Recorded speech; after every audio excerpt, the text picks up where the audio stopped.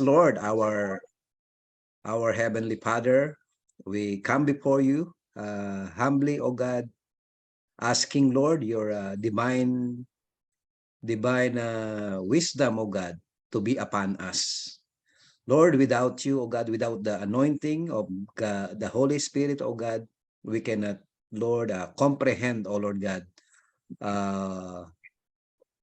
comprehend your word, Panginoon, or your message, O God, to us. But because the Holy Spirit is living among us, O Lord God, as what you have said, O God, our body is the temple of the Holy Spirit, O God. You dwell in us, O Lord God, and Lord, we are grateful and thankful, O God, because for the salvation na you have given us to each one of us.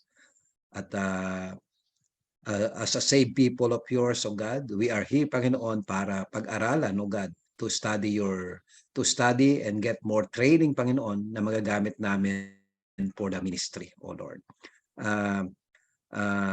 Dalangin namin, Lord, na kami po ay lalago, ang bawat isa sa amin ay lalago sa spiritual, lalago sa aming paglilingkod sa iyo, sa pagsiserve namin sa iyo ay lalago. Dahil, Lord, kami po ay tinuturuan mo sa pamamagitan ng TBI. Kaya, Lord, ihanda mo, Lord, i-ready mo ang aming mga puso at isipan, O Lord God, upang, Lord, maunawaan namin ang lahat, Lord, ng maituturo ni Pastor Winnie, O God, na siyang mangunguna, O Lord God, sa pag-aaral. At inihiling namin, O God, ang pagsama mo, O Lord God, sa bawat isa at sa mga kasamahan namin, O God, na habol, O God. Hayaan mo, O Lord God, na mapagpala rin sila katulad ng mangyayari ngayon sa aming pag-aaral, O God. Kaya thank you so much, O Lord God, at we honor your presence, O Lord God, and this is our prayer in the mighty name of Jesus Christ, our Lord. Amen and amen. Okay. Yan. Pastor Win, bigay ko na sa iyo yung screen, Pastor Win. God bless. God bless.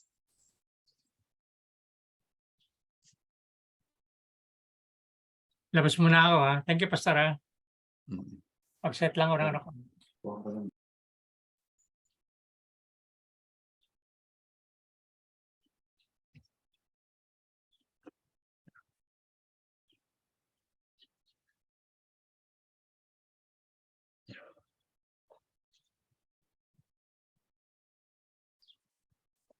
Pwede ba kayo mag-thumbs up? Okay ba kayo? Okay.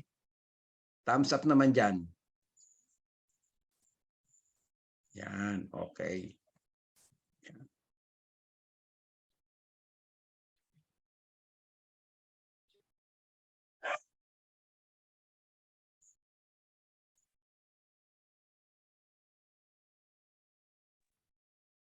Yan.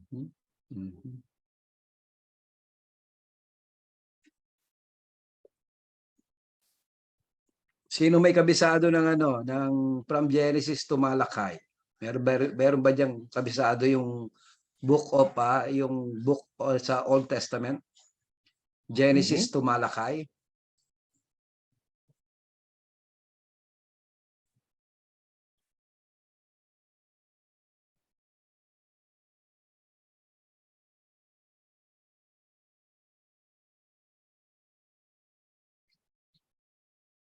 Genesis, Exodus, Leviticus, Numbers, Deuteronomy, Joshua, Judges, Ruth, First Samuel, Second Samuel, First Chronicle, Second Chronicle, Samuel. Diba? Oo. JJR, SKC,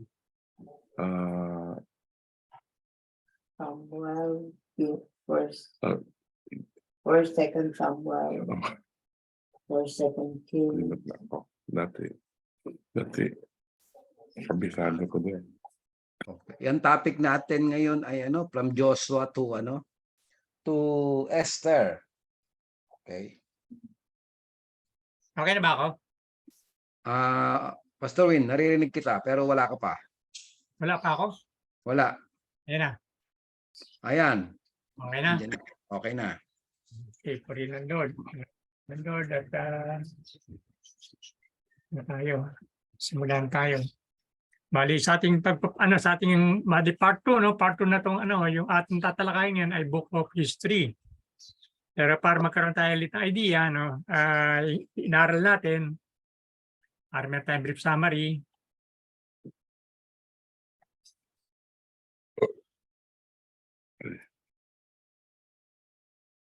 Ayun.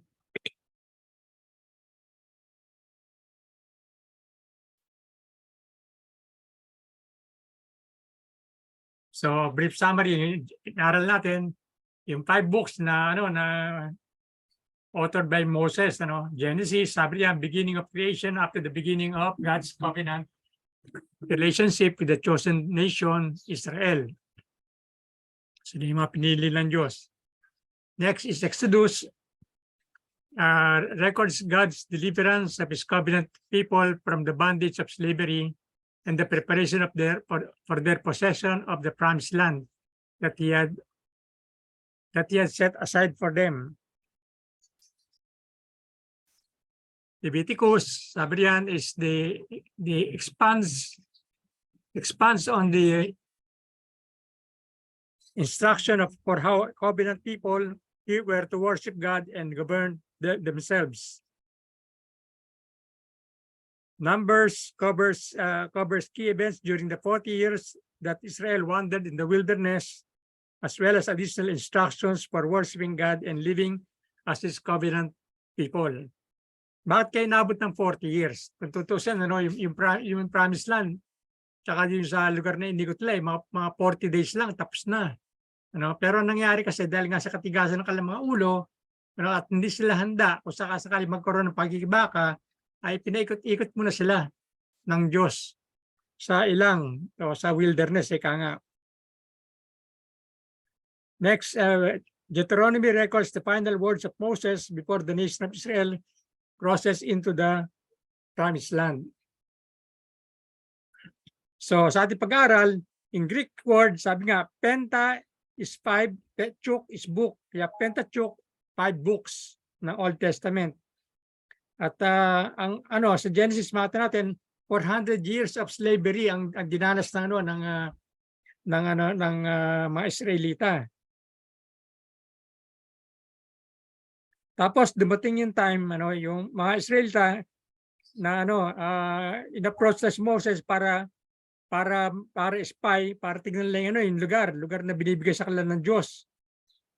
Pero gaya nga nagpadala sila bawat isa, kada tribo, pero 2 lamang ang naniwala na kaya lang kubkubin o makakuha yung lugar.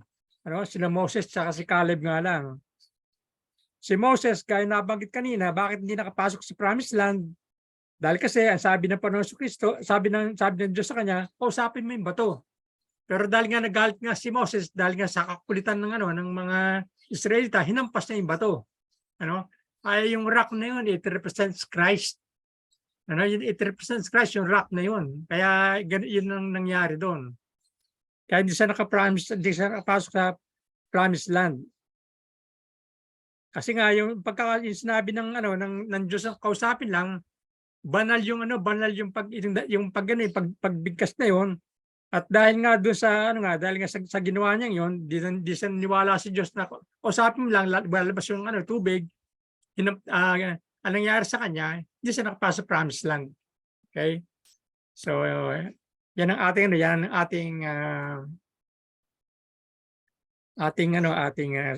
brief summary. So next is the book of Joshua, book of history. First book of history is the book of Joshua. Joshua, the son of Nun, was likely the author of the book of Joshua. Hindi po siya anak ng madre, mapagkamali anak ng madre, hindi po siya anak ng madre. Hindi po yung mga yung mga tribal names po nila. The book of Nun, son of Nun. Tsaka mapapansin po nyo, wala silang mga apelyido. Mga names lang po ng time na yun. Kasi manggilan-ngilan lang naman yung mga tao. Kaya Kaya ang kanilang mga pangalan ay kinakapit lamang kung anong sila, kung sino yung ama, magulang, yung kinakabit. Ang purpose po ng Book of Joshua is to provide the overview of the military campaign to conquer the land area that God had promised them. So yun na nga po, ito nga po yung pagpasok ng promised land. Ano po? Nagpadala po ng 12 spies, ngunit yung 10 po ay natakot sila. Natakot sila doon sabi, malahigante yung mga naroon, yung mga nakatira doon sa may Kanaan. Kumbaga, titirisin lang tayo ng mga iyon. Pero sina Joshua at Caleb, naniwala sa Diyos, kayang-kaya natin yan, kayang-kaya natin talunin. So yun, gumawa nga ang Diyos ng paraan, yung upang matakot po yung mga Kanaanita. Yan na po si Joshua. Sabi niya, Joshua 1:9, have I not commanded you so strong? Be strong and of good courage. Do not be afraid, do not be dismayed, for the Lord your God is with you wherever you go. At yun nga po, dinala na po ni Joshua pati yung lupa eh. Talaga naman masigasig si Joshua sa pagsunod sa ating Diyos.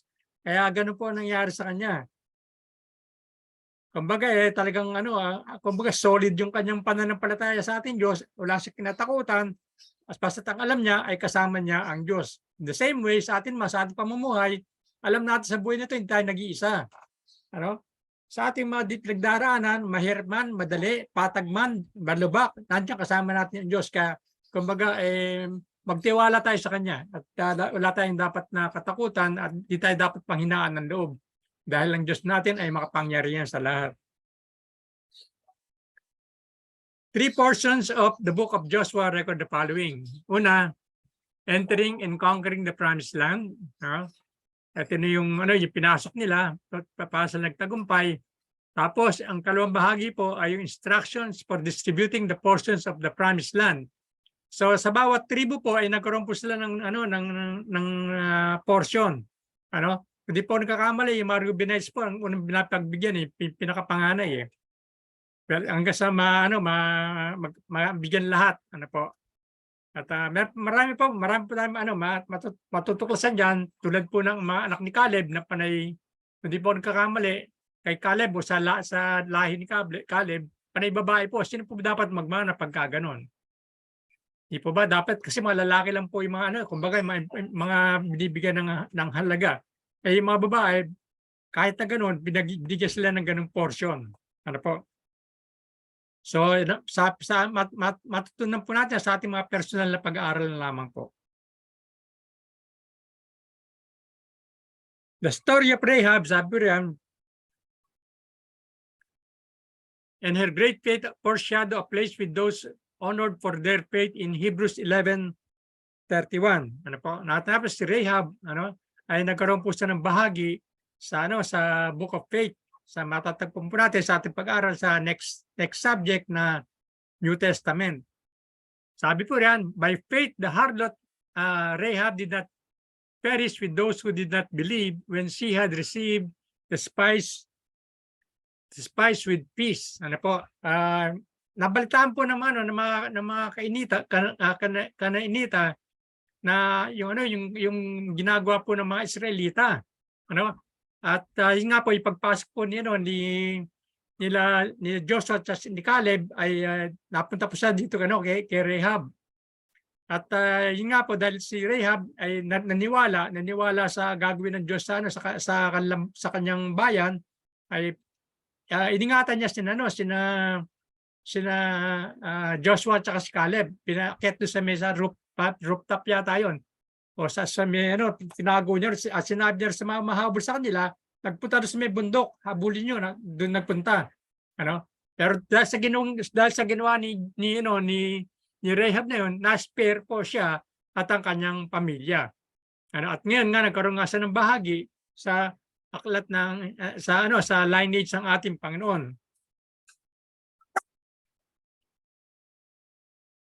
The circumcision of Israelites who will enter the promised land foreshadow in Colossians 2:10-12. Sabi riyan, as having been circumcised in the hearts by Christ Himself, by whom we have put off the sinful nature of our former lives without Christ. So kung noon mahalaga ang circumcision in the flesh, no? Dahil covenant po ng ating Diyos yung kay Abraham na yung mga Israelita ay dapat na tuliin. At yung mga taga-ibang bansa na gusto maging kabahagi ng Israelites, kailangan din sila magpatuli. So sila in the flesh, tayo naman in the heart. Nung tinanggap natin at Panginoon Kristo, nagkaroon tayo ng pagtutuli, kaya kumbaga, nabanggit ko na po sa ating mga nakaraan ng pag-usap, tayo ay parang Hudyo na rin, Hudyo in the heart naman.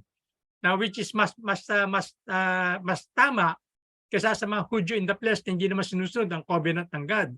Tayo nga, dahil nga natuli yung ating mga puso, ang banal na Espiritu sa atin, nakakasunod tayo sa kalooban ng Diyos dahil sa Espiritu ng Diyos na sa atin. Sabi po sa may Colossians 2:10-12, and you are complete in Him, complete in Jesus Christ, who is the head of all principality and power. In Him you are also circumcised with the circumcision made without hands, by putting off the body of the sins and of the flesh by the circumcision of Christ. Buried with Him in baptism, in which you are also were raised with Him through faith in the working of God who raised from the dead. Yan po yung sabi kanina, ating pagtutuli ay pagtutuli na sa puso, hindi na sa laman. Sila Hudyo, dahil tinuli sila sa laman, palatandaan na sila ay naging Hudyo, at kung sila ay talagang pinanganak na magulang nila ay Hudyo, yun po yung palatandaan, kailangan ituliin sila. At sa mga tagalabas, sa mga Gentiles na gusto maging Hudyo, tinutuli rin po sila para mapasama sila sa kung ano man yung merong pagtitipong ginagawa o anong seremonya sa ginagawa ang mga Hudyo. Tayo naman sa puso. Overriding theme of the book of Joshua is rest. So pahinga po, kapahingahan. Nung nakuha na yung promised land, meron na po sila ng kapahingahan dahil wala na po yung pagkikipaglaban. Tapos na po yung labanan nila. For the Christian naman, the Word of God is our lifeblood. If we neglect it, our lives will suffer accordingly. So dito po pinapakita po yung kahalagaan ng yung Biblia sa buhay po natin. Dahil sa pamamagitan ng Biblia, nandiyan po yung mga instruction ng ating Panginoon na dapat natin sundin. Hindi lang pinakinggan, kundi ipinamumuhay.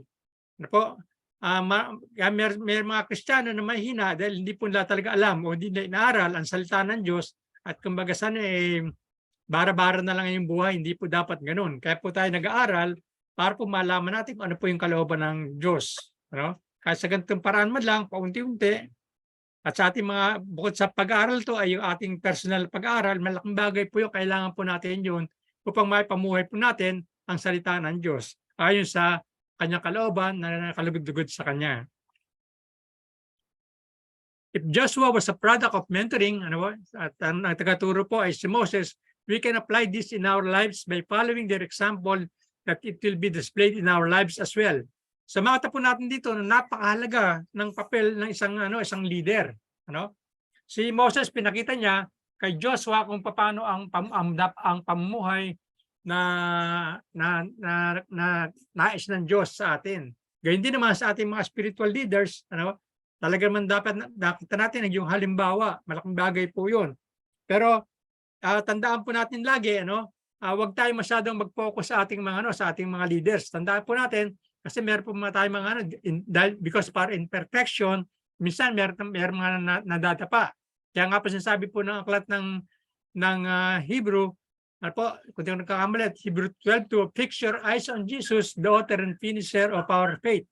Kung sakasakali man na ang ating sa atin ay nadapa, hindi tayo madadamay. Kasi nga po ang ito ng ating pansin ay nasa ating Panginoon Kristo kung paano siya namuhay, bagamat siya nasubok, siya ay namuhay ng kalugod sa ating Diyos. So, yun po ang mahalaga, Although siyempre, kung maganda po pinapakita ng mga leader po natin, ganun din po ganun dapat natin sundin. Kaya po sinabi niya po sa Pablo, follow me as I follow Christ. Po?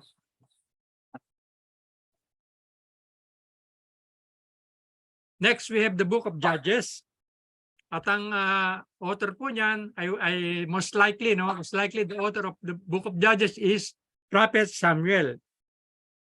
Ang purpose po ng the book of Judges gives an account of wars of deliverance beginning with the Israelites, defeat of the Canaanites, and ending with the defeat of Philistines and the death of Samson. Notably, this happened when there was no king. So yan po yung purpose ng book of Judges. Bigyan tayo ng pananaw kung paano sila nakaligtas, paano pagtagumpayan ang mga panainita. At saka yung mga paano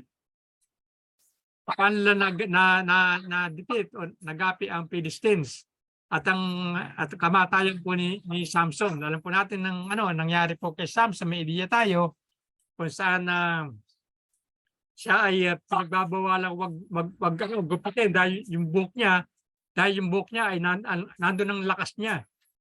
Nasa right po si Samson at sinabihan siya hindi siya dapat kumain ng may mga bagay po na hindi nila dapat kainin. Pero siya ginawa po niya ay yun nga po nasunod naman yung maliban lang doon sa yung nadin lang siya ni Delilah ginipit po yung kanyang buhok nang hina po siya. Na hindi po dapat yun.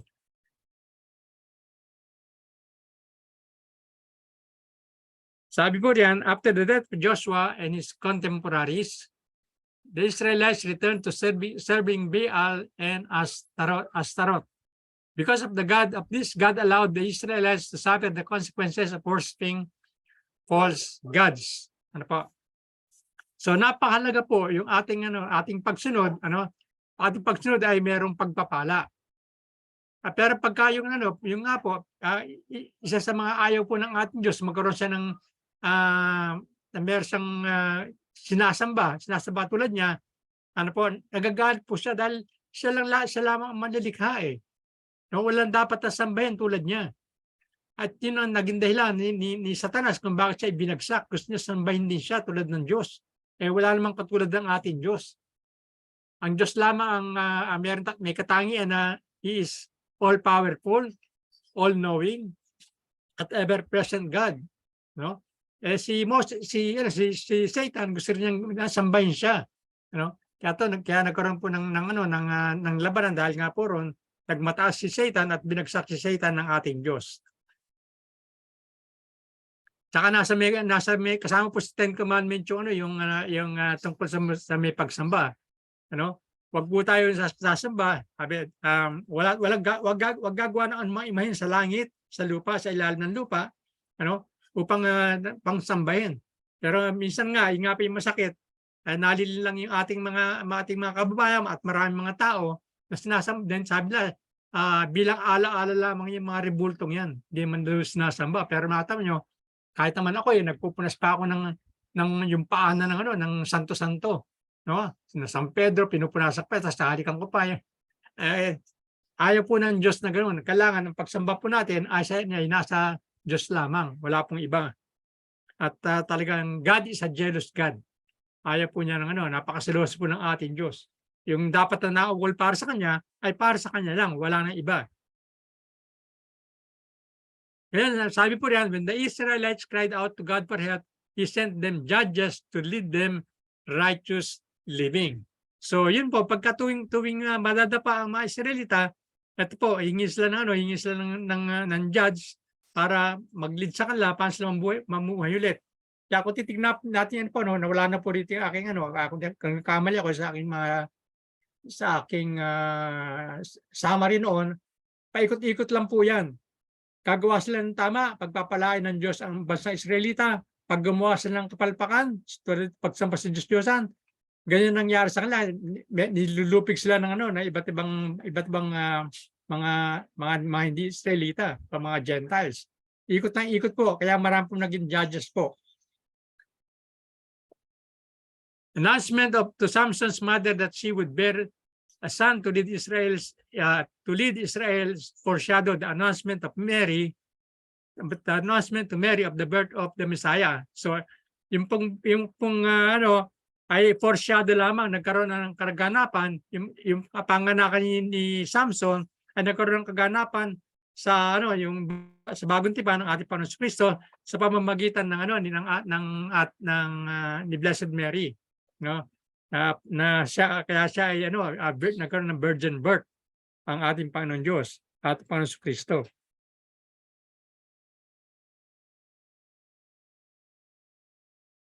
The practical application in the book of Judges is the disobedience always bring judgment. Yung nabanggit ko po kanina, no? Talaga namang ano ayaw ng Diyos yung ano yung ang ating pagsubay eh.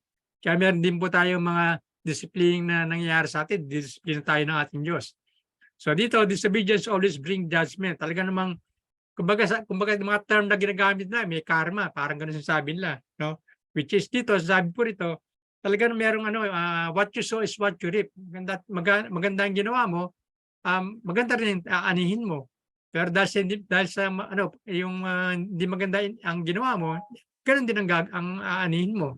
So sila, ganun napaparusahan sila tuwing sila ay ano ay lumalaban o kumukontra sa ating Diyos. Next, we have the Book of Ruth. At ang author punto ay most likely, sabi niya, si Prophet Samuel na naman. No?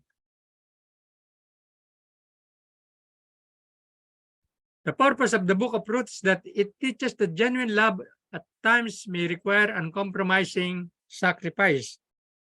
So dito po makita po natin yung buhay po ni Ruth at saka ni Naomi. Ano po, sa pag-aaral po natin mamaya matatalakay po natin yan.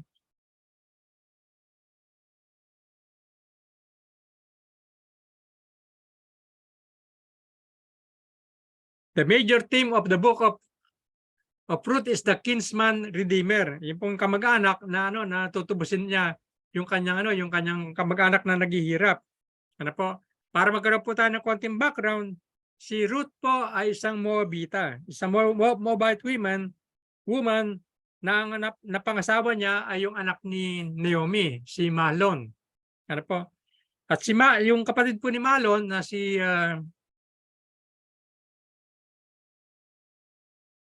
nakalimutan yung pangalan, no?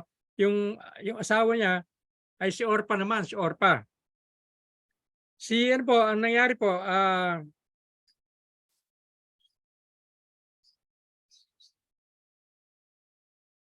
nung namatay po yung asawa niya ni Naomi, ano po, ay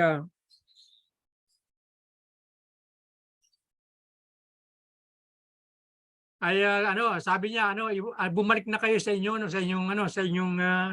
bayan kasi po bumalik na po sa Judea si Naomi. Sinabi ni Naomi kay Ruth tsaka doon kay Orpa na bumalik na kayo dahil ako yung mga asawa niyo patay na, di ba? Hindi mo na pwede na mag-asawa ulit ako. Hintayin niyo yung aking anak para maging asawa niyo. Hindi mahirap na mangyari yun, sabi niya. Pero si Ruth, kahit anong gawin, kumbaga sa term natin, kapit tuko talaga siya. No? Talaga namang ayaw bumitaw kahit anong mangyari. Kahit na nang pilit na iwanan siya ni Ruth, ay hindi siya maiwanan. Samantala si Orpa, sinabihan siya ng bumalik ka na sa bayan mo, bumalik siya. Ano po? At ang yun po, asawa po ni Orpa ay si Kilion, mga anak po ni Naomi. So, nung namatay po yung asawa ni Naomi na si Elimelech, ano po? Ay nga po, nakaranas ng paghihirap sa buhay si Naomi. At dumating po yung time yung nga po tutubusin siya, yung tutubos po sa kanya yung pinakamalapit na kamag-anak. Pero yung pinakamalapit na kamag-anak noong time na yun ay ayaw po siyang tubusin. Kasi di pamilya na siya at ayaw niyang responsibilidad si Naomi. At ang nagano po sa kanila,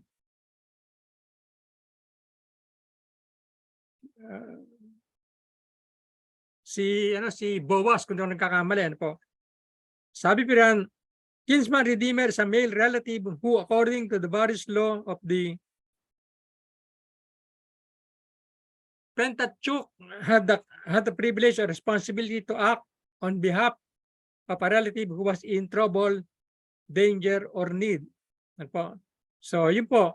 Si Boaz po ang tumubos po sa kanila. Ang sabi po rito, yung pong yung kinsman redeemer, siya po yung dapat na mag-deliver o rescue niya yung pag-aari ng mga naghihirap na kamag-anak. At nangyari nga po yun to si Boaz ang tumubos po sa kanila at naging asawa niya si Ruth. Sabi po rin, the redeeming by Boaz is an impoverished relative from her circumstances foreshadow the scenario that is repeated by Christ who redeemed us, the spiritually impoverished from the slavery of sin. Dito po in the physical, nakita po natin yung talaga namang ginawa ni Boaz na tubusin yung mga naghihirap na kanyang kamag-anak. Pero sa atin naman in the spiritual, we are slave under sin. Sabi nga sa Romans 3:23, for all have sinned and fall short to the glory of God. At sabi nga po sa Romans 6:23, the wages of sin is death, but the gift of God is eternal life in Christ Jesus. At sa pamamagitan ng kamatayan ng ating Panginoong Kristo ay natapos tayo sa ating mga pagkakasala.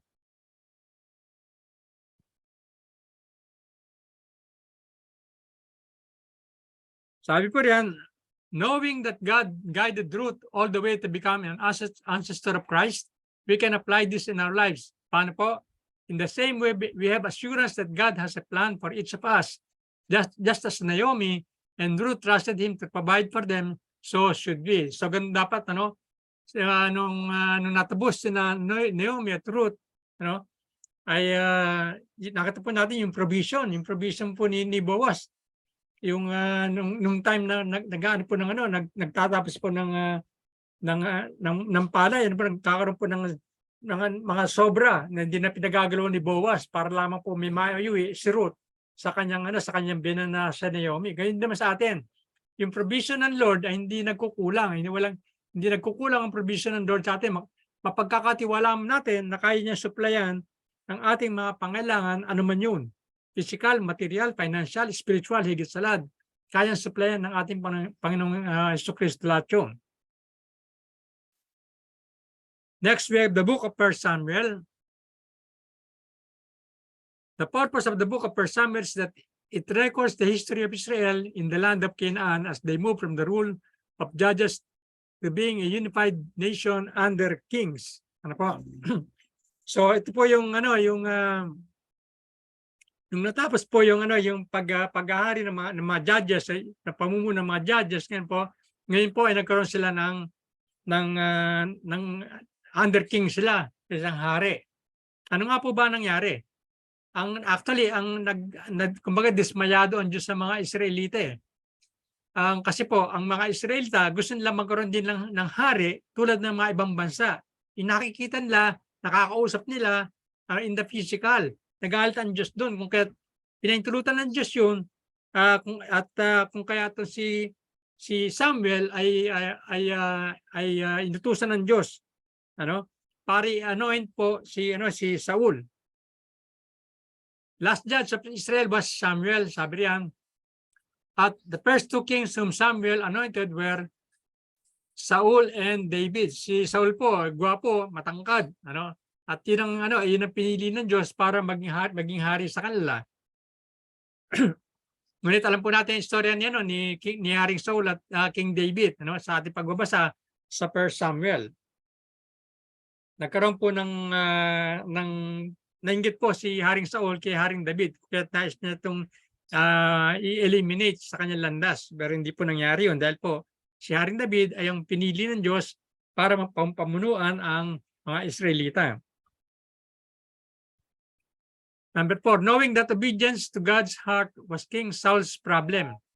We can apply this in our lives by living in obedience to God's will is necessary for success And if we in pride rebel against him, we set ourselves up for loss.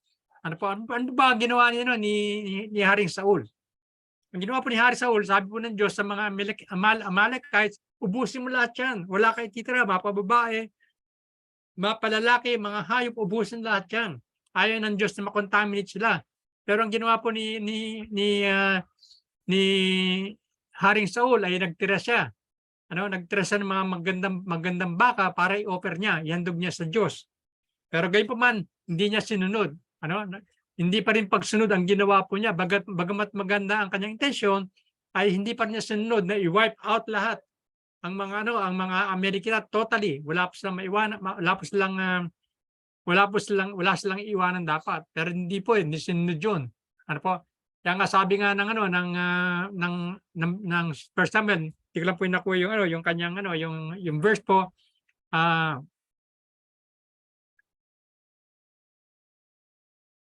obedience is better than sacrifice. So, doon po natin makita yung obedience is better than sacrifice. Ayaw na, bagamat maganda yung ating intensyon, maganda yung ihahandog niya, pero hindi naman, may harong pagsuwayo sa Diyos ay hindi pa rin tama sa Diyos yun. So, napakahalaga po yung alam natin, yung pinakagusto ng ating Diyos ay masunod natin sa ating buhay. Foreshadowing present in Hannah's prayer was several prophetic references to Christ. Alam po natin siya na ay matanda na pero hindi po siya magkaanak. Dumating yung time na sabi niya, ihahandog niya yung kanyang magiging anak at walang iba kundi si Samuel nga. At yun po yung pinoporsyado, sabi niya, several prophetic references tungkol sa ating Panginoon Kristo. Yung prayer po ni Hannah. Napagkamalan pa nga ni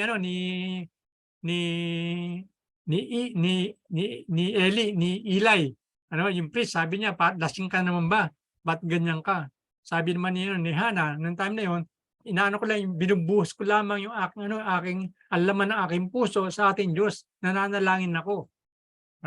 So napagkamalan pa siyang napagkamalan pa ni Eli na lasing na naman siya si Hannah. Dahil nga kasi siya ay walang anak, samantala yung kanyang yung asawa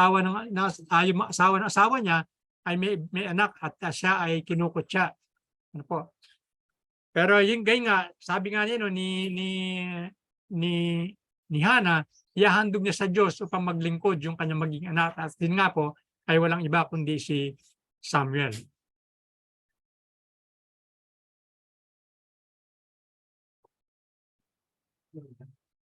Second Samuel po, sabi na, the purpose of the book of Second Samuel is to record King David's reign, yung paghahari po ng ating ni Haring David.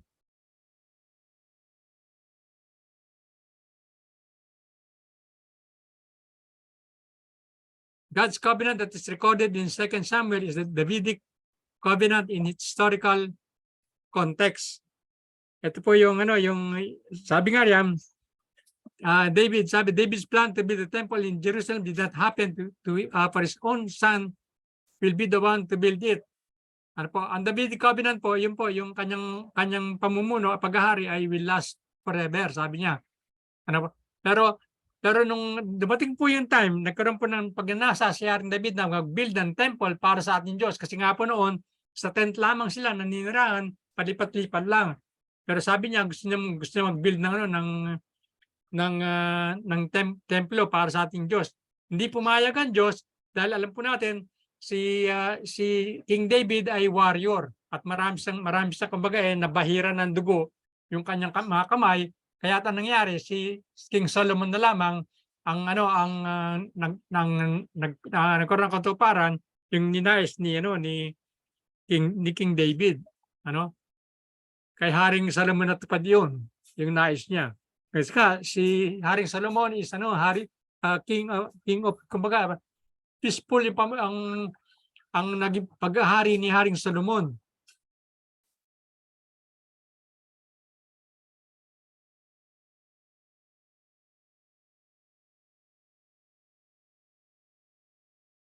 The four things God promised David after rejecting his plan of building a temple, sabi riyan, they would have a son to rule after him. King Solomon nga po, anak niya kay Bathsheba. David's son would build the temple. The throne occupied by David's lineage would be established forever. Sabi ko po kanina, God would never take His mercy from David's house. So yan po yung covenant ng Lord sa ating kay King David. God's promise in the Davidic covenants that your house and your kingdom will endure forever before me. Your throne will be established forever. Knowing that God's sin of adultery and murder causes downfall, how will we can apply this in our lives as a warning to all of us to guard our hearts, our eyes, and our minds. So alam po natin, ano po ba yung nangyari nung time po ni Haring David? Ano po? Yun po yung nung time na yun ay meron pong labanan actually. At siya ay nagpaiwan at sa kanyang pagpapalabig po niya sa may ibabaw po siya ng kanyang tore, nakita po niya si Bathsheba naliligo. At dahil doon, pinatawag si Bathsheba at nagkaroon sila ng, alam niyo na, nagkaroon ng pangangalo niya. At ang masakal pa po ron, ginawa po ni Haring David ay pinapatay pa niya yung asawa ni Bathsheba upang mapagtakpan yan. Kapagtakpan, yung kanyang nagawang pagkakasala ay nabuntis po niya si Bathsheba. Ano po? Kaya nagalit po, yun po yung kasalanan, matinding kasalanan po ni Haring David na nagawa po niya. Hanggang sa nireview po siya ni Prophet Nathan, na hindi tama yung kanyang ginawa. Kasi kumbaga, kung kulang pa ba yung ginawa ko para siya, kaya pa ibigay ng Diyos yun. Pero yung ginawa niya ay sablay. Ay hindi maganda at hindi tama yung ginawa niya. So pag-ingatan po natin yung ating mga mata, ating puso, ating pag-iisip, ingatan po natin na hindi po dapat ma-contaminate yan. Kaya nga sabi nga ni Apostle Pablo, don't conform any longer to the pattern of this world, but be transformed by renewing of your minds, that you may be able to do what is acceptable to God. Kaya dapat yan, nare-renew po yung ating mga pag-isip, hindi na yung hangga't maaari ay ang mga tukso ay tinatakbuhan. Hindi tayo ugnayan sa mga ganda, tinatakbo niyan. Kumbaga sa ating mga mata, may natutukso sa ating mata, ipikit na lamang po natin. Para sa nangyari sa kina Adam and Eve, kung babalikan po natin, nakita po lang na maganda yung bunga. At ayun, sabi nga, yung nagkaroon ng lust ang kanilang paningin, maganda. At yun nga po, mamulat ang kalang isipan gaya ng panlilang na ginawa ng Diablo. So ingatan po natin yung ating mga puso, ating mga mata, ating mga isipan para kumbaga sa ganitong paraan nakaiwas po tayo sa magkasala sa ating Diyos. The two foreshadowing in 2 Samuel are listed as follows. Unang-una, the Davidic covenant as outlined in 2 Samuel 7:16. Sabi diyan, in your house and your kingdom shall be established forever before you. Your throne shall be established forever. So yan po yung Davidic covenant ng ating Diyos kay Haring David. Second, Jesus is seen in the Song of David at the end of his life. 2 Samuel 22, verse 2 and verse 51. Sabi po riyan, and he said, the Lord is my rock and my fortress and my deliverer, the God of my strength, in whom I will trust, my shield and the horn of my salvation, my stronghold and my refuge, my Savior, you save me from violence. So in verse 51 po, sabi riyan, he is the tower of salvation to his king and shows mercy to his anointed, to David and his descendants forevermore. So napakaganda po ng sinabi po ni Haring David din po. Talaga ang ating Diyos ay talaga naman kaya tayo ligtas. Siya yung ating bato ng kaligtasan, rock of our salvation. At kaya tayo i-deliver sa mga bagay na hindi ka nais-nais. Po? At saka nakita natin, talaga naman kung tayo ay may magandang relasyon sa ating Diyos, nakita po natin yung kanyang pag-aaruga sa atin, pag-aalaga, at yung pag-iingat sa atin. Number 8, the 2 reasons for the first steps to spiritual downfall of the following in reference to 1 Corinthians 10:12. Sabi po riyan, therefore to him who thinks he stand, takes heed lest he fall. Ingatan po natin, huwag natin sabihin matagal na tayong Kristiyano, matatag na tayo, hindi na tayo mabubuwal pa. Ingatan po natin yan. Baka mamaya bigla tayong mataliso din, mapaya tayo. Ang Diyos lamang ang hindi na apektuhan. Hindi kayang tuksuhin. Pero tayo ay nasa may laman pa, bubuhay pa tayo, ay posible po yun. Kaya di pa natin masabihin na matatag ang ating pananampalataya. Pride over our spiritual maturity. So pagka mamaya, yun nga po, gaya na pagka na, masyado na mataas ang tingin natin sa sarili, mature na nga tayo, malago na tayong Kristiyano, hindi na tayo madadapa, ay hindi po gano'n. At sabi po riyan, ang ikalawang reason, yung kakayahan, our ability to withstand temptation in our own strength. Hindi natin kaya yun. Kung maliban lang sa tulungan tayo ng ating Diyos, hindi natin kaya yung mga ganyan. At kung kahit napakahalaga, napalakasin po natin lagi ang ating spiritual life kaysa sa ating physical life, yung ating fleshly life. Kailangan malakas ang ating spiritual para sa pagtulong din ng banal na spirito ay mapagtagumpay natin anuman mga tukso at dumating sa ating mga buhay. Next book is we have the first book of Kings, First Kings.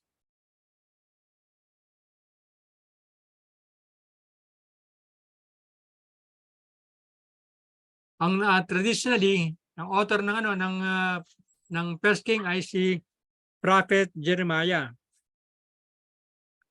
Ang purpose po ng the book of First Kings is that it traces Solomon's rise to kingship after the death of King David. So dito po makita po natin dito kung paano umangat si Haring Solomon.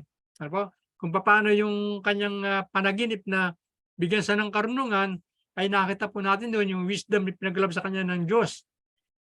At sa panaginip yun at binigay ng Diyos yung pinagkaloob ng Diyos at yun lang hiningin niya at hindi kamatayan ng kanyang mga kaway, pati kayamanan ay dahil sa hiningi niya ay wisdom, pati kayamanan ay pinagkaloob na rin ng Diyos. Lahat ng pangailangan niya ay binigay na ng Diyos sa kanya. So, kumbaga, yung time ni Haring Solomon, siyang pinakamayaman sa lahat, siyang pinakamarunong sa lahat ng time na yun. Maging sa pagkakalam ko, hanggang sa ngayon, talaga mahirap pantayan ang karunungan ni Haring Solomon na pinagkaloob ng Diyos sa kanya.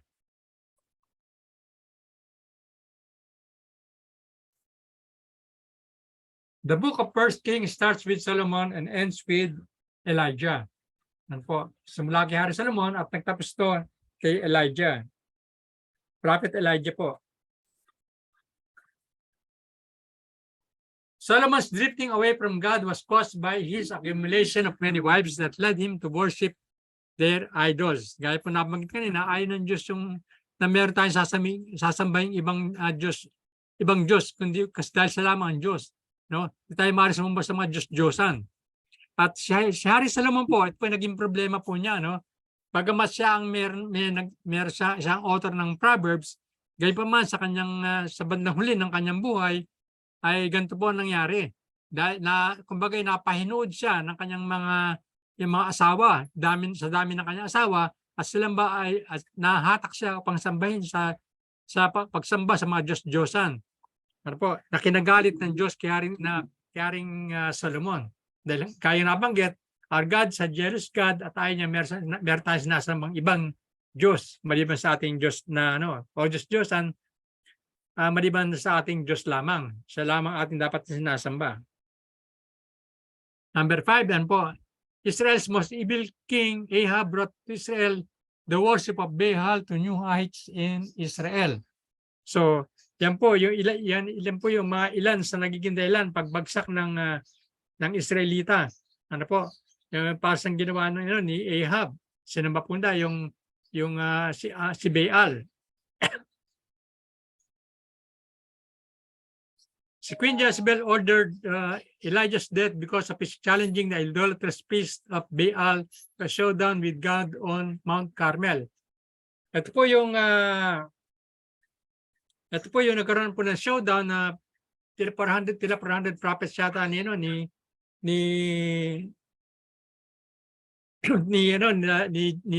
Ahab. Ano pa yung mga propeta pa lang, mga false prophets ng time na yon. Na sino man sunog doon sa kanilang handog na baka ang siyang tunay na Diyos. Ano po? Kung kaya't nagkaroon po ng showdown at kung saan yung inuna muna lagyan ng tubig yung nakatumpok na kahoy, tubig po yan, di gasolina. At sinabi niya kung sino man makapagbibigay ng apoy mula sa langit, at masunog yung kanilang handog na baka, siyang Diyos. Yun po yung labanan nila. At pinauna ni Elijah, sabi niya kayo, mauna na kayo. At habang ginagawa po lang, hindi pa rin sumasagot. Dahil nga po, si Baal ay kanang Diyos-Diyosan lamang. At tinuya pa sila ni Elijah, sabi niya, lakasan niyo ang inyong ang inyong pagsigaw, baka may tutulog o may ginagawa ang inyong Diyos. Ano po? So, ginawa nila, kung ano yung pinagawa, hiniwanan lang yung mga katawan nila, wala pa rin nangyari. Hanggang sa dumating yung time, si Elijah po, pinakita po niya kung gaano kakapangyarihan ang ating Diyos. Tulad ng yung naghandog siya ng baka, pinatos may tumpok na makahoy at binuhusan ng tubig yung kapaligiran. At yung nga po, nung nalayan si Elijah, ay ginawa po nagkaroon po ng kidlat mula sa langit at nasunog po yung kanyang handog. At doon napatunayan na ang ating Diyos, ang buhay na Diyos, nasaan tumutugon sa ating mga panalangin. Dahil po ron, sa pangyayari yun, ay pinapatay nga po ni Elijah yung mga propeta. Mga propeta, at ang napakahirap din po isipin, napapatay niya yung mga propeta, pero siya natakot siya kay Jezebel. Dahil si Jezebel ay hinahanap ang kanyang, yung kanyang gusto siyang patayin ni Queen Jezebel. Kung kahit nagkaroon po ng pagpalit, wala po si Elijah, kinuha po siya ng ating Diyos pamamagitan ng whirlwind. Nasa chariot of fire, kinuha siya ng Diyos. The temple in Jerusalem foreshadowed the believers in Christ in whom the Holy Spirit resides from the moment of our salvation. So inalin tulad po ng yung templo ng Jerusalem noon ay tulad sa atin.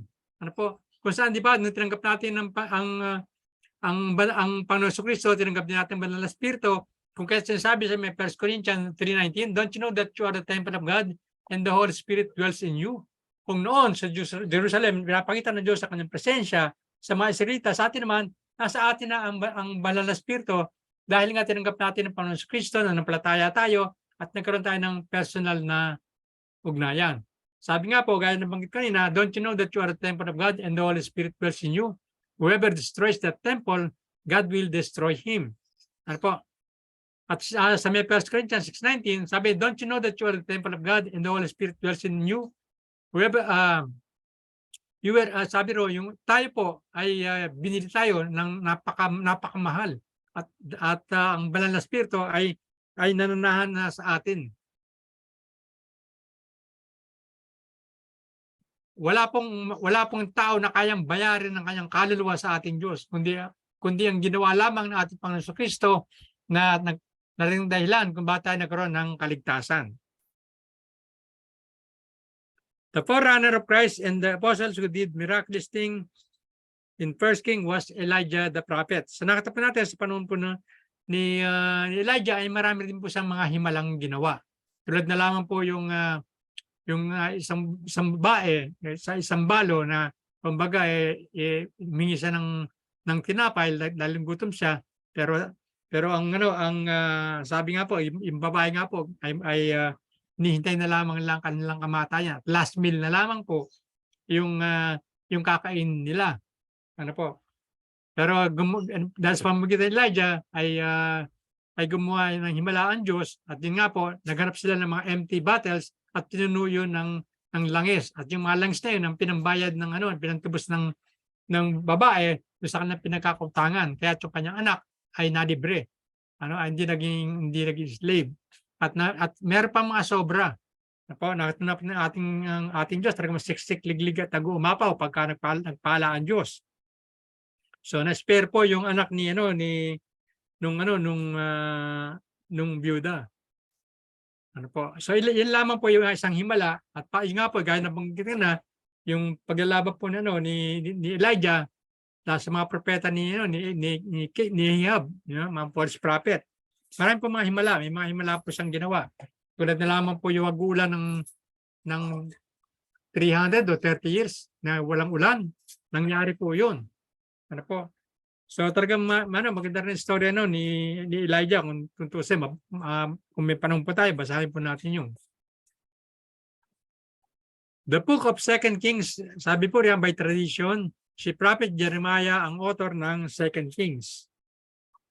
At ang purpose po ng the book of 2 Kings that it concludes with the final overthrow and deportation of the people of Israel and Judah to Assyria and Babylon respectively. So yun nga po, gaya nga po yung pinagagawa ng mga Israelita, mga kapalpang ginawa po nila, ay pinahintulutan ng Diyos na sila ay alipinin ng bansang Assyria at saka ng Babylon. At nangyari po yan sa panahon po ni Jeremiah. Maan po natin.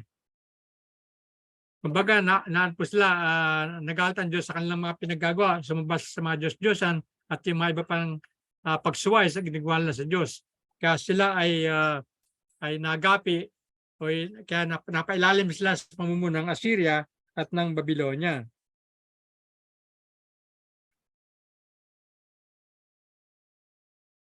The three prominent themes present in the book of 2 Kings are the following. The Lord will judge His people when they disobey and turn their backs on Him. Sabi ko kanina, talaga namang kailangan talaga ang pagsunod sa Diyos ay talagang kung dire-diretso na, wala nang papaling sa kaliwa, wala nang papaling sa kanan, hindi tayo pwedeng umatras, kundi pagsunod natin ay tuloy-tuloy po. Yung po inayos ng ating Diyos kung gusto natin pagkapala ang dapating sa ating buhay. Tapos kalawa, the word of the true prophets of God always comes to pass. So kung talagang totoong propeta ka, kung sinabi mo ay magkakaroon ng kaganapan, sa tinakdang panahon para na magkaroon ng kaganapan ang mga nais na bigkas mo, na sabi mo ayon sa kapahayagan ng Diyos sa propeta. Gaya po nangyari kay Elijah, yung mga inihayag ng Diyos nagkaroon po ng katuparan lahat. So ganun po yung pagka nagayag ating Diyos sa atin, magkakaroon po ng katuparan yun. Dahil ang Diyos natin ay buhay. Nakikinig po siya sa mga panalangin ng kanyang mga anak. The Lord is faithful. He remembered His promise to David. Ayon po 2 Samuel 7:10 to 13. Sabi po ron, moreover, I will appoint a place for my people Israel, and will plant them that they may dwell in a place of their own and move no more. Nor shall the sons of the wickedness oppress them anymore. As previously, since the time that I commanded judges to be over my people Israel, and have caused you to rest from all your enemies. Also, the Lord tells you that He will make you a house when your days are fulfilled and you rest. With your fathers, I will set up your seed after you, who will come from your body, and I will establish kingdom. You shall build a house for my name, and I will establish the throne of the king forever. Yan po yung sabi niya, kay Haring David. So, at tinupad po ng ating Diyos sa pamamagitan po ni Haring David, siya naging ancestors po nila Joseph o ni Mary, kung kahit nandiyan po ni Mary, kahit nandiyan po nagkaroon tayo ng Panginoon Kristo. Sa lineage po ni King David, ang ating Panginoon Kristo, yung kanyang pagkatao lamang po, hindi po yung pagka-Diyos. Ay pagka-Diyos ay nauna na ang Diyos ay naroon na noong paman. Pero tinupad niya yung pagkatao ng ating Panginoon Kristo sa pamamagitan linya ni Haring David ay nagkaroon din ng katuparan. At yun nga po, pinanganak siya ni Blessed Mary na virgin birth. Walang lalaki na nakaniig, pero nanganak po siya sa pamamagitan ng ng banal na spirito sa kanya, lumukpo sa kanya. As a nation, the kingdom of Israel is repeatedly ruled by wicked kings. Ano po? So ang bansang Israel po, madalas po, mga wicked kings, kaya nga sila napapasama sa paggawa nila o pagsubay nila sa ating Diyos, napapasama po sila. Assyrians were the ones who defeated Israel. The healing of Naaman foreshadowed that Jesus showed himself to be great physician who heals and ministers to those in the greatest needs of divine sovereign grace. Ano po? So foreshadow po, so yung nagkaroon po si Naaman ng leprosy, ano po? At ang sabi po sa kanya nung servant na Jew, sabi niya, magpunta sa may Jordan River, lumubusan ng seven times doon. O 7 times o 3 times, para 7 times yata. At yung kanyang leprosy ay nawala. Pero noong una, ayaw po sumunod niya ni Naaman. Ano po? Pero yung healing ay hindi dumating sa kanya hanggat hindi niya sinunod yung pinagagawa sa kanya na lumubog sa Jordan River ng 7 beses, hindi po nagkakamali. Ano po? In the same way, nakatapon natin, even the time ng ating Panginoon Jesucristo ay nag-heal po siya, nagkaroon sa mga leprosy, mga uri ng mga sakit ay pinagaling ng ating Panginoon Jesucristo. Kaya it foreshadows that Jesus showed himself to be the great physician who heals and ministers to those the greatest needs of divine sovereign grace. Nakita rin po natin, sa pamamagitan ng pananampalataya ng babae na dinudugo, sabi niya sa puso niya, mahawakan ko man lamang ilaylayan ng Panginoon Jesucristo, sabi nga niya, ay gagaling ako at nagkaroon nga po ng kagalingan siya. So, our Lord Jesus Christ is our great physician. And sabi nga po ng aklat ng Isaiah, by stripes we are healed. Ano po? Ang kagalingan po natin sa pamamagitan natin ng ating Panginoon Jesucristo.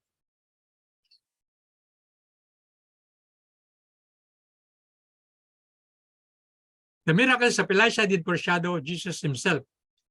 So, mga himala po ni Elisha ay pinapakita nga yung ginawa po niya,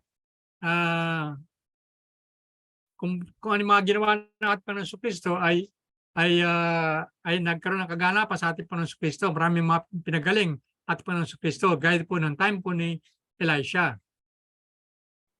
God hates sin and He will not allow it to continue.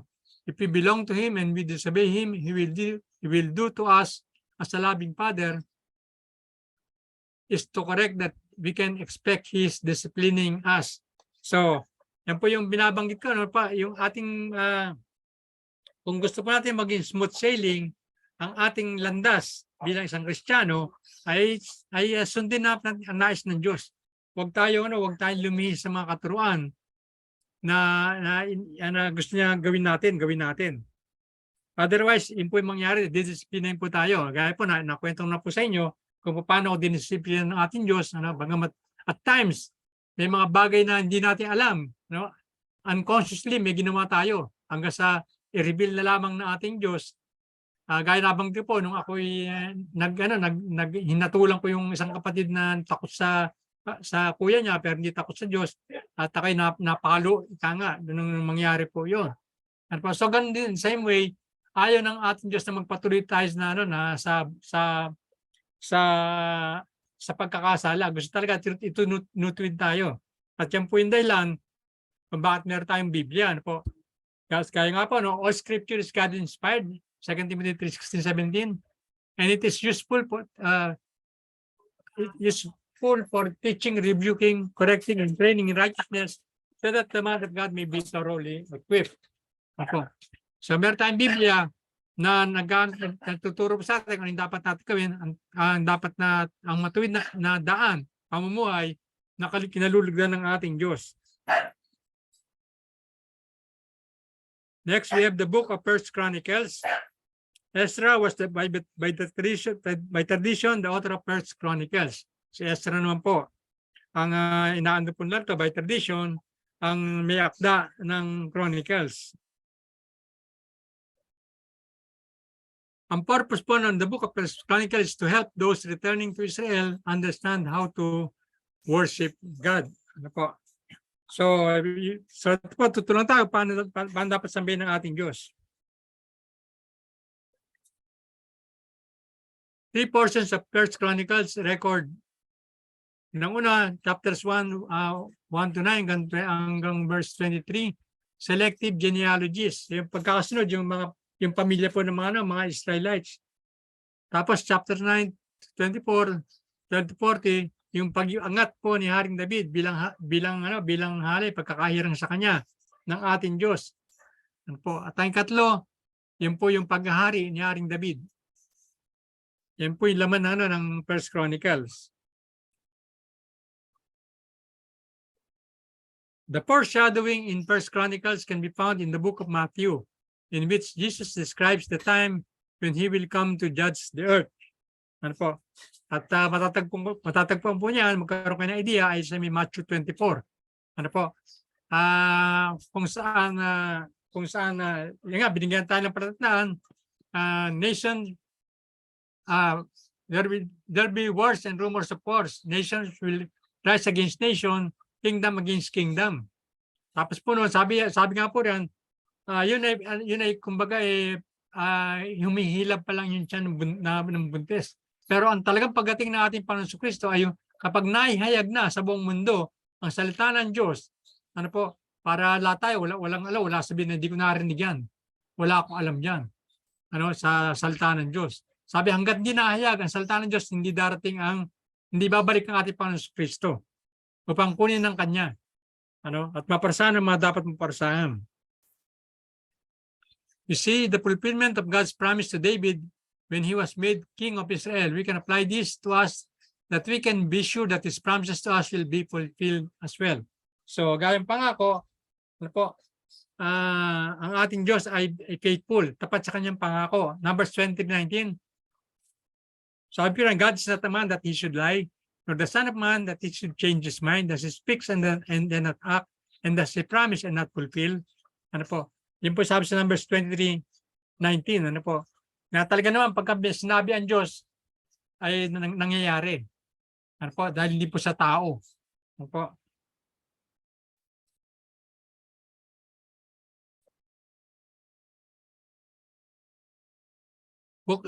Asun po ay ang Book of Second Chronicles. By tradition, ang author po niyan ay si Ezra. Ang purpose po ng Book of Chronicles is essentially an evaluation of nations' religious history. So ito ay naaral dito ng punla, no? Yung uri ng pamumuhay ng mga Israelita, ano, yung pagiging makadiyos nila, yung buhay nila, ano ba nangyari? The Book of Second Chronicles record the history of Southern Kingdom of Judah from the reign of Solomon to the conclusion of the Babylonian exile. So alam po natin, yung time po ni Haring Solomon, nag-split po yan, Northern and Southern Kingdom. Ano po? At sabi na, the history of Southern Kingdom of Judah from the reign of Solomon to the conclusion of Babylonian exile. So hanggang sa maano nga sila ni Haring Nebuchadnezzar na ano po yung mga Israelita. Ayun po yung sakop po ng Second Chronicles. Second Chronicles conclude or end up in the final destruction of Jerusalem and the temple. So nawasak po yung templo, ang Jerusalem at saka yung templo. The kings and temples in the Old Testament foreshadow a reflection of the true King of Kings, Jesus Christ, and of the temple of the Holy Spirit, His people. So yan po, kung noon meron mga physical na templo, gaya nabang ko, ngayon tayo nga po ay templo ng banal na spirito, at kung noon merong hari, meron tayong tunay na hari sa pamamagitan ng ating Panginoon Kristo. Kung noon hari nila si Haring Solomon, tayo naman ang hari natin ay ating Panginoon Kristo. At tayo nga, gaya nabang kanina, tayo ay templo ng banal na spirito, at kung siya ang hari sa buhay natin, dapat sinusunod natin ang nais niya. Tulad na lamang nung time po ni King Solomon, ano po, sinusunod siya ng mga tao. Solomon asked for wisdom to enable him to complete the task God assigned to him. We can apply this in our lives by knowing that we need the wisdom from above. Ano po, heavenly wisdom, godly wisdom. Sabi po ron, James 3:17, to discern His will as well as the understanding and intimate knowledge of Him in order to motivate us to likeness in both deed and attitude. So, yung ano po, meron kasi earthly wisdom at merong heavenly wisdom. Dapat po yung mapa sa atin ay yung wisdom from above o yung heavenly wisdom. Ano po? At maan po natin yung katangian nun. Peaceable po ito, parehas po ito. Ano po? Hindi po ito nanlalamang. Ano po? Yan po yun, ano, yung, ano, ano po, yung, sabi po ito, but the wisdom that is from above is first pure, then peaceable, gentle, willing to yield, ano po, full of mercy and good fruits, without partiality and without hypocrisy. No? Willing to yield means yung may halong pagpapakumbaba po ito. Hindi po ito nakikipag kumbaga sa marunong po itong magpakumbaba, sumunod. May ayos lang ayos para magkaroon lang ng kapayapaan in between two parties na nagtatalo. Ano po, willing siyang magbigay. Alam po ninyo, nung ako po nasa Saudi, meron po akong nakausap doon. Kundi po ako nagkakamali ay ay Jehovah's Witness po siya. So, anong nangyari po, nagsisinesharean ko po siya dahil di ko naman po alam na kung ano man yung kanyang nag-share po sa kanya. Meron yata ako nasabi na hindi sang-ayon sa kanilang mga paniniwalaan. So, tumaas po yung boss niya. Ako, medyo tumaas din ang boses ko. Pero hanggang sa naisip ko na parang mali yata yung ang ginawa ko na salubong yung kanyang pagtaas ng boses, ang ginawa ko po, sabi sa kanya, ganito lamang sabi ko, ikaw na lang magsalita kung gusto mo. Hindi na ako makikinig na lamang ako. So nag-lead po ako, hinayaan ko na lamang siya na magsalita. At yun nga po, alam po nangyari, nung nagpakababa po, ay bumaba rin po siya at naayos po yun. Naayos po yung aming naging pag-uusap. At po, although siyempre, kumbaga sa sugat ay na-trigger rin sugat niya, hindi na ganun kadali na mag-share sa kanya ng good news. Ano po. Pero isang halimbawa na lamang po, na pwede po natin silang pairalin ng ating pangunawa sa mga taong ganun. Ano po? Para magkaroon lamang po ng kapayapaan sa magkabilang panig.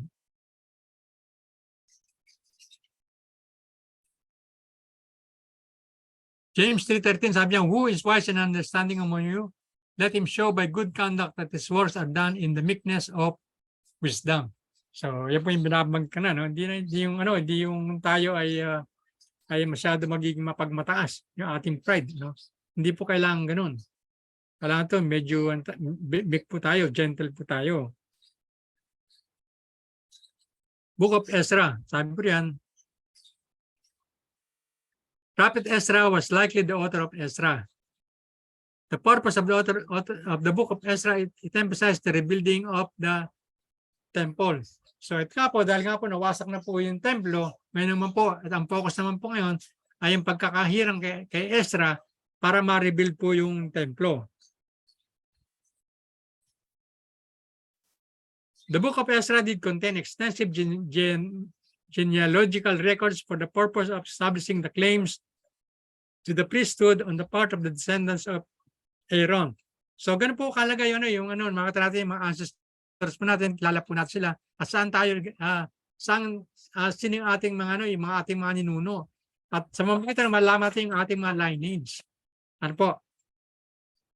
Kung saan talaga tayo nagmula. So gayon din po sa kanila, sa mga Israelita, inaano po nila kasi meron ang mga Levites, alam po natin, sila may mga walang portion, wala po talaga silang portion na pinagkalaban Diyos sa kanila, kundi sila ay kumbaga special sila. Dahil yung mga nagbibigay ng tithe sa mga pare at yun ay napupunta lang sa mga Levites. Makita natin yung lineage. Kung kanin lahi sila nanggaling, ganyan din naman tayo, ganun din. Maganda rin yung alam natin kung sino yung ating mga ninuno. Sino yung tatay ng ating tatay, di ba? Sino yung lolo ng ating tatay, mga ganun ba?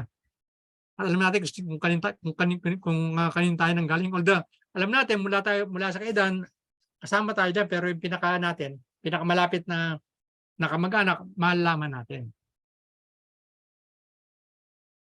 Two portions of the book of Ezra contain, sabi diyan, chapters 1 to 6, the first return under Zerubbabel and the building of the second temple. Kalawa, ministry of Ezra.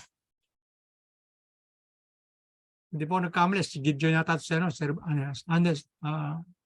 ano po. First Satan under Zerubbabel and the building of the second temple. Kalawa ay the ministry of Ezra.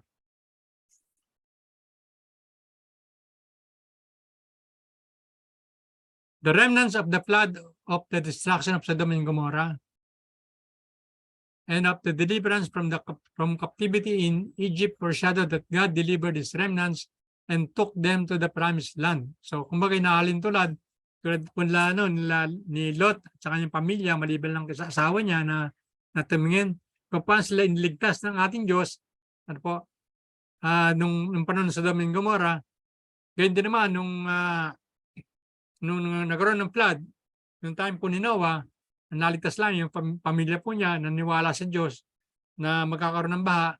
Ganyan din naman sa atin, sabi, it foreshadow na tayo, God delivered his remnants and took them to the promised land. Ganyan din naman tayo, deliver din tayo ng ating Diyos pagdating ng panahon. Knowing there are adversaries of God to the building of the temple, we can apply this in our own lives, that no matter how long we have been away, he is ready to forgive us and receive us back into his family. He is willing to show us how to rebuild our lives and resurrect our hearts, wherein is the temple of the Holy Spirit. So, yan po, nakatanong po tayo, gaano tayo kamahal ng ating Diyos, ano po? Nakahanda siyang patawarin tayo, ano man yung ating nagawa. Kaya naman kasama, basta tayo ay magbabalik loob sa ating Diyos, ano po, ay kaya tayong baguhin. Po. Tulad na lang po, halimbawa, isang halimbawa lang po, yung nagsunog ng Ilocos, parang Bimboy, pero naging bishop po, naging pastor po siya. Talagang binago yung kanyang buhay. Ano po? So, ano po yung ating nagawa sa ating Diyos, kayang-kaya niyang baguhin. Kaya ibalik sa ayos yung ating buhay, yung ating nagawa. Pagka tayo nga ipinanahanan ng banal na Espiritu. Next, we have the book of Nehemiah.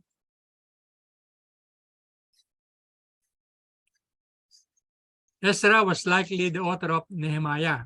Tandaan po natin yan. Si Ezra po, hindi po si Nehemiah, ang author po niyan. Ang purpose po of the book of Nehemiah is that it continues the story of Israel's return from the Babylonian captivity and the rebuilding of the temple in Jerusalem. So, ito na po yung mula nung nasakop sila ng Babylon, ng mga Babylonian. Sabi nga po, yun po yun. At yun, nirebuild na po yung temple. Yung time po ni Nehemiah, isang cupbearer, at nagkaroon po siya ng nagkaroon ng kabigatan kanyang loob ninais na ma-rebuild yung templo. Nehemiah, when he heard that the temple is being reconstructed, was in Persia. So makita po natin, wala si Nehemiah sa lugar na yun, kundi nasa Persia siya at nakausap niya yung hari na gusto niya bumalik sa kanyang bayan upang ma-rebuild nga yung temple. Nehemiah asked God upon learning that the temple was to be reconstructed was that he invited God to use him to save the city. So ito nga po yun, nagkaroon po siya kinausap po siya ng Diyos, para nga mabuo ulit yung templo. Marami pong naging away kumukontra kay Nehemiah. Dahil siya isang cupbearer po sa kanyang katayuan ng time na yun. God as an answer to Nehemiah's prayers softened the heart of the Persian king Artaxerxes, who gave not only his blessing but also supplies to be used in the project. So nakita po natin pumayag po yung Persian king at pinayagan po niya na gawin po ni Nehemiah yung ma-rebuild nga po yung temple. At kumbaga overflowing po, pati po yung mga supply na kailangan niya sa proyekto ay binigay na rin po ng hari. no, nang di siya mahirapan. So ganyan po nangyari kay Nehemiah. Number 6, the intercession of Nehemiah is foreshadow that our great intercession, Jesus Christ, who prayed fervently for his people in his high priestly prayer in the book of John. Ano po? Kung meron mga intercessor noong time na yun, ang mga Israelitas pamamagitan ni Nehemiah ay tayo naman ang ating Panginoon Kristo na ang nais ng ating Diyos, that we may be one with the Father, just as He and the Father is one. At sabi niya na ingatan mo, O Diyos, ito yung mga paraphrase namin po. Ingatan mo yung mga pinagkalabos sa akin at walang nawala maliban sa isa, kundi nga po si Judas na wala ang tinutukoy po rito na nagsuplong po sa kanya. So yan po yung prayer ng ating Panginoon Kristo na tayo ay ingatan niya bilang siya nga ating pinakapanganay, at yun ang nais talaga ng Diyos ay makapiling tayo pagdating ng takdang panahon. Kung ako nagkakamali, nasa may John chapter 17 po yun, mababasa po nyo yung prayer ng ating Panginoon Kristo.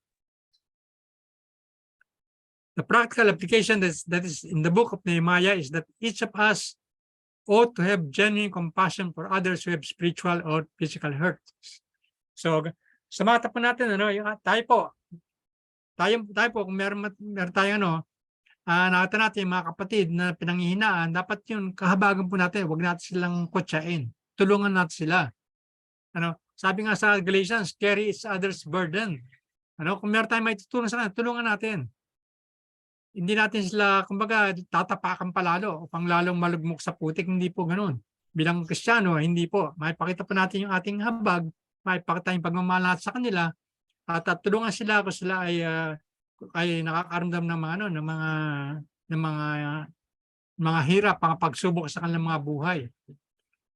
Mag-encourage po natin sila, na wag silang panghinaan ng loob, na meron silang kapatid na nakahandang tumulong sa kanilang oras ng pangangailangan.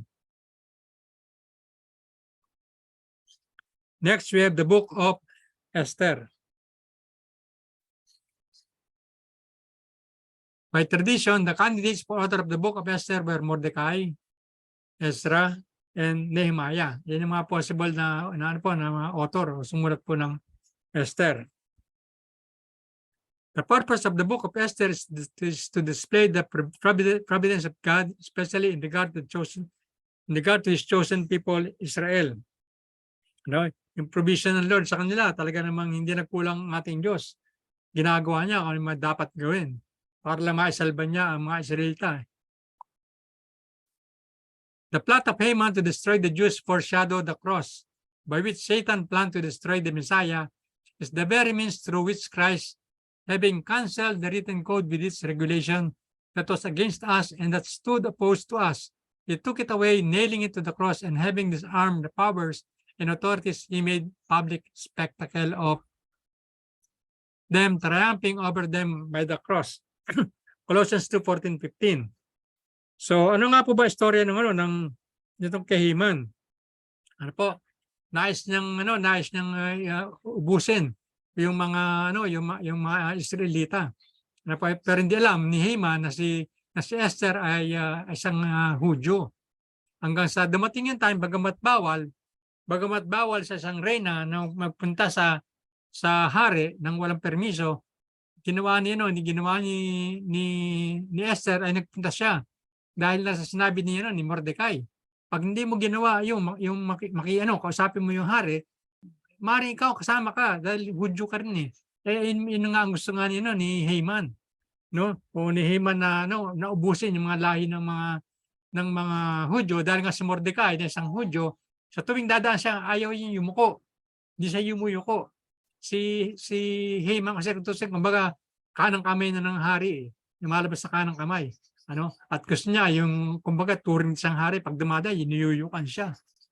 Pero si Mordecai hindi niya pinakita yung taga niya talagang pinanindigan niya na hindi siya yuyuko kay Haman. So nagpagawa ng isang guillotine o yung lubid para ihang si Mordecai. Pero yun nga, nalaman nga niya nung hari, yung plano ni Haman at pag-usap nga si Esther na sa binabalak noon ni Haman sa kanya. Hanggang sa yun nga, napag-unawaan ng, ng hari, nagalit ng hari kay Haman, kaya yung kanyang ginawa, na, saan dapat maano si Mordecai ay sa kanya napunta. Siya ang nilagay doon, siya ang naparusahan. Ano? So, ganun po ang ginawa. Sabi nga, nahilindulad to, sa having cancelled the written code with its regulation that was against us and that stood opposed to us, he took it away, nailing it to the cross, and having disarmed the powers and authorities, he made a public spectacle of them triumphing over them by the cross. So, kung paano ma-eliminate ang mga Hudyo dito man sa pagkakataon to, ang mga spiritual Jew ay napagtagumpayan at hindi tayo malulupig dahil sa ginawa ng ating Panginoong Kristo. Ano po? So, yan po in the book of Esther. Knowing that God is the sovereign ruler of the universe and that his actions cannot be moved by the actions of mere evil man, we apply this in our lives that he is trustworthy, that his providential care for his people, both individuals and nation, is available for all of us. Tayo man ay mapagkakatiwalaan natin ating Diyos at na kayang tugunin ating mga pangailangan. Kaya tayo iligtas kung dapat saan mga kasamaan, kaya tayo iligtas ng ating Diyos. Kaya tugunin yung ating mga pangailangan, maging nabanggit na material, financial, physical, sa lahat spiritual. Sa atin at sa ating mga pamilya, mahal sa buhay, mga kapwa natin mga mananampalataya. Kaya ipagkaloob lahat ng ating Diyos yan. At sabi nga po rito, Esther's godly attitude that we can ask God to give us so that we may be a channel of untold blessings for both ourselves and others to stay a godly and teachable spirit and also showed great strength and willing obedience. So yan po dapat yung gusto nating pagkapala ng ating Diyos. Dapat tayo ay pamuhay ng godly, teachable spirit at yung pagsunod sa ating Diyos. Napakahalaga po niyan. Ano po? At diyan na po nagwawakas yung ating pag-aaral. Now unto the King eternal, immortal, invisible, the only wise God, be glory and honor forever and ever. Amen. Purihin po ang Diyos. God bless you all po. Mr. Nomer. Thank you, Pastor Win. Thank you. Okay.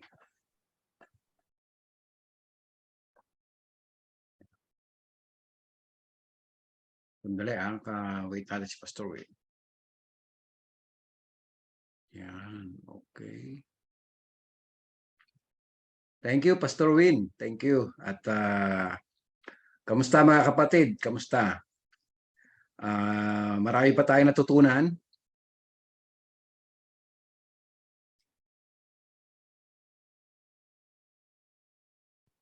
Yan, okay. Foreshadowing, yung Old Testament, yung foreshadowing, ito yung mga nasabi o mga istorya sa Old Testament, okay, na mangyayari o nang mangyayari dun sa New Testament. Okay? So, pinaliwanag naman kanina ni Pastor Win na yung mga foreshadowing.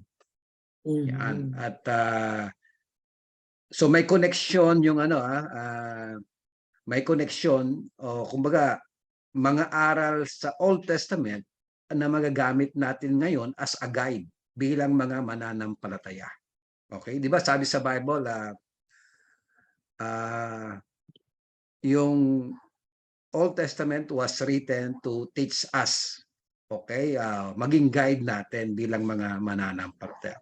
We are not under the law, pero magsisilbi pa rin namang guide natin yung mga salita ng Diyos na nakikita natin dun sa Old Testament. Okay? Yan. Katulad nung ito na lang yung katulad na lang nito yung si Rahab, si Rahab the harlot o yung 'di ba yung prostitute. Okay?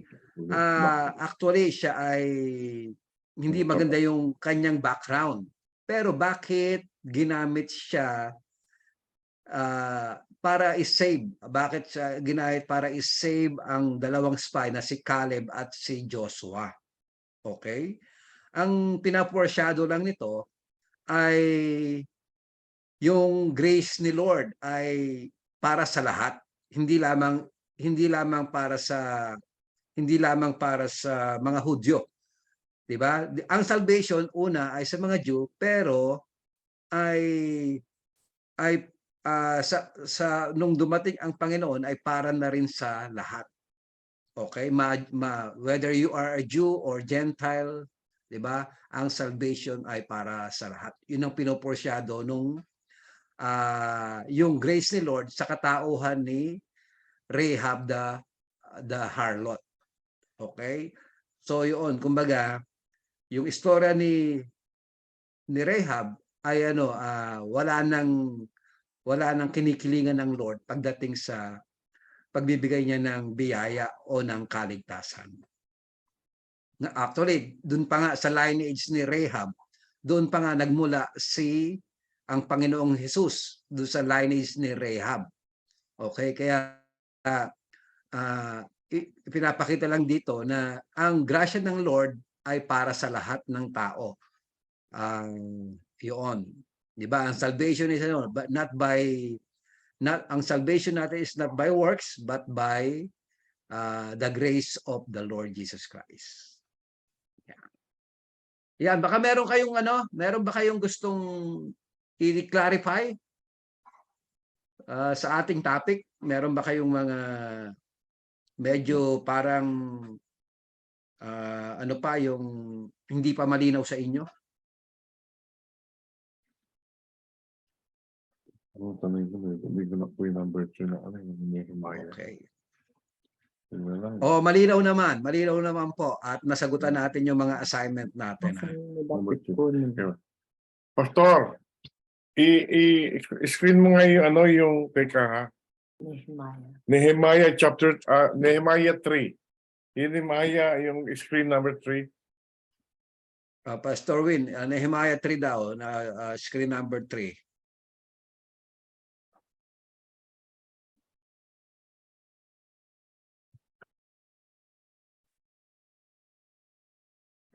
Patungkol saan yan, Pastor? Yung kay I say 1 to 5 yun eh. Padala ko sa'yo, Hindi ko Pastor. na- Padala ko na sa'yo. Okay, sige. Okay, sige na. Nehemiah. Dala mo na sa akin. Thank you. Hmm. Okay na. Si Nehemiah ay si Nehemiah is a cupbearer, 'di ba? A cupbearer to the king yan, cupbearer. Siya ay nagse-serve sa king ng Persia, si Nehemiah. Okay, kasi nag-scatter no ng mga Israelites, 'di ba? Dahil nga dinestroy ng mga Babylonian yung kanilang ang kanilang temple, 'di ba? Nasunog nga, wasak ang gate, wasak ang walls. Nag-scattered yung mga Israelites nung mga panahon na yon. Okay? Under the King Nebuchadnezzar, the king of Babylonian. Pastor Nomer, Mm. yun yung inaaral natin ng pagkakamali ni Hari Hezekiah. Mm. Yun yung inaaral natin. Nakita niya kasi Hari sa kay King Nebuchadnezzar, kaya naging dahilan kaya yung mga pati yung mga ng mga artifacts ng mga templo kinuha lahat ng Nebuchadnezzar. Yeah. So a cupbearer to the king si Nehemiah, bago tikman ng hari ang inumin at mga pagkain, si Nehemiah muna ang gagawa noon para proteksyonan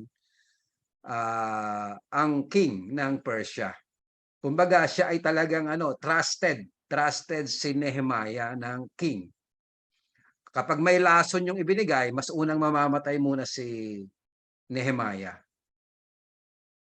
Okay. So yun. Ngayon, nagkaroon dahil nga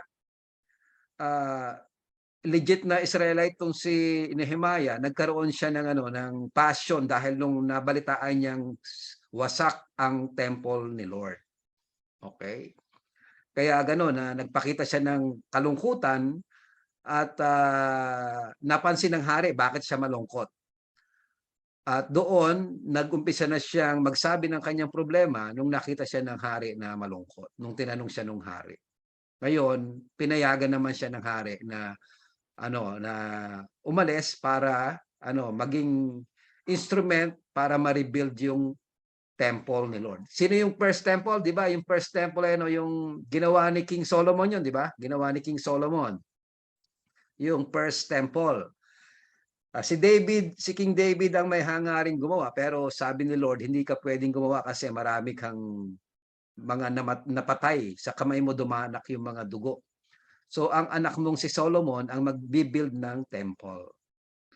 Tapos yung famous verse doon, yung na-build yung temple, yung dinedicate nila yung temple, if my people who are called by my name will humble themselves and pray and turn from their wicked ways, di ba?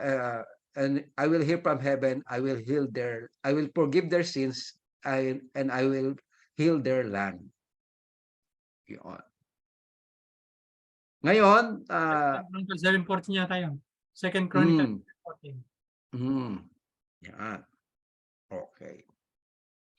So, si Nehemiah ang naging instrument para ma-rebuild yung temple. Second temple. Yan. Kumbaga, yan. Okay. Meron pa kayong gustong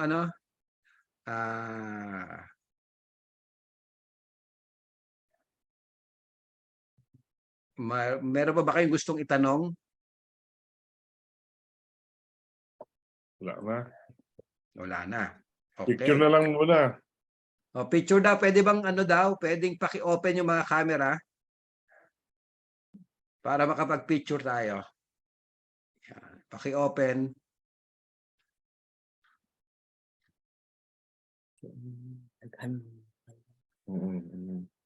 Ayan pa ako, dito pa ako, ayan pa ako. Pero to be enter kanina 28. No? Okay. Patay sindi yung ganyan. Pastor Win, okay na? Yung iba, paki-open. Pabuk. James.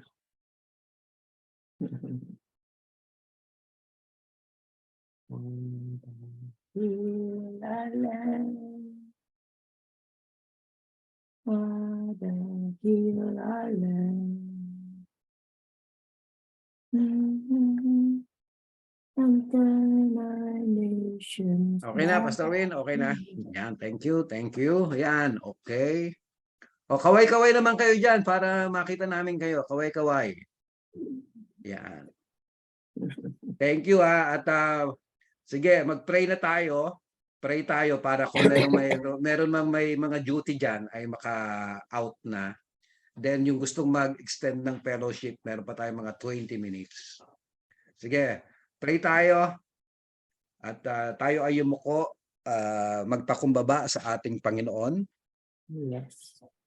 Yes, Lord, Ama naming Diyos, kami po ay nagpapasalamat na muli dahil kami po ay nakarinig ng mga aral, O Diyos, patungkol sa iyong mga salita. Yung mga nabanggit sa Old Testament ay talagang, Lord, nakikita namin ito dun sa New Testament, O Lord God. At pinatutunayan lamang nito na ang mga salita mo, Lord God, ang matibay na sandigan, O Diyos, na dapat naming patuloy na panghahawakan, O Lord God. Yung mga propesiya, O Lord God, na nabanggit sa Old Testament ay talagang nangyayari, Lord, dito sa aming kapanahunan, O Lord God, at mangyayari pa, O Lord God, at talagang matutupad, O Diyos. Dahil, Lord, ang salita mo, O God, ay pinatnubayan mo, sabi mo nga na all scripture is God-breathed and is useful for teaching, rebuking, correcting, and training in righteousness so that the man of God may be thoroughly equipped for every good works, O God. Kaya Lord, salamat dahil Lord, hinahasa mo kami, ini-equip mo kami, Panginoon, upang Lord, lalo kaming maging epektibong mga manggagawa mo, O Diyos. Kaya salamat, Lord, sa anointing na patuloy na dumadaloy, O Lord God, sa bawat isa. Alam namin, O God, na importante na ang pamumuhay namin ay filled with the Holy Spirit, O Lord God, o Spirit-filled life, O Lord God, ang aming mga buhay. Kaya Lord, patuloy kaming nagtitiwala, O Diyos, na ikaw ang kikilos sa aming mga buhay, O God, upang patuloy kaming pagpalain, Lord, sa lahat ng aspeto ng aming mga buhay. Thank you kay Pastor Win, O Lord God, na ginagamit mo, O God, para kami ay turuan, O Diyos. Salamat sa platform na ito. At kami po ay nakakapagkita-kita, O Diyos, upang mapagpala ang bawat isa. Thank you so much, O God. Hanggang sa uling pagkikita, kami po ay nagpupuri, nagpapasalamat. Sa pangalan po ng Panginoong Hesus, ito po ang prayer namin. Amen and amen. Amen. Okay.